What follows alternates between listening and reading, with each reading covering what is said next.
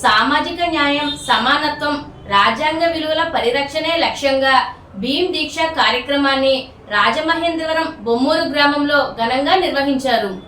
ఈ సందర్భంగా బొమ్మూరు గ్రామానికి చెందిన అంబేద్కర్ యూత్ అధ్యక్షులు వడ్లమూరి రాము రాజువోలు రోడ్లోని అంబేద్కర్ విగ్రహానికి పూలమాలలు వేసి నివాళులర్పించి భీమ్ దీక్ష చేపట్టారు.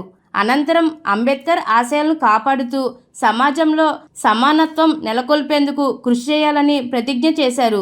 ఈ సందర్భంగా రాము మాట్లాడుతూ అంబేద్కర్ చూపిన మార్గం సమాజ అభివృద్ధికి దారి చూపుతుందని తెలిపారు. ప్రతి ఒక్కరూ విద్యను అభ్యసించి హక్కుల కోసం చట్టబద్ధంగా పోరాడాలని పిలుపునిచ్చారు.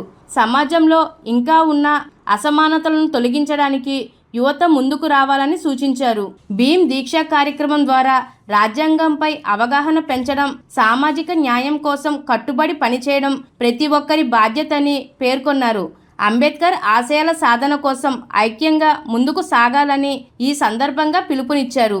ఈ కార్యక్రమంలో Ambedkar youth president Dandabattina Vijay Kumar, general secretary Robert Vishnu, Bandila Mani, Koduri Suresh, Sakala Satish, సకల మారి, కుండ్రపు రవికుమార్, స్థానిక నాయకులు, యువజన సంఘాల ప్రతినిధులు మరియు విద్యార్థులు పెద్ద సంఖ్యలో పాల్గొన్నారు.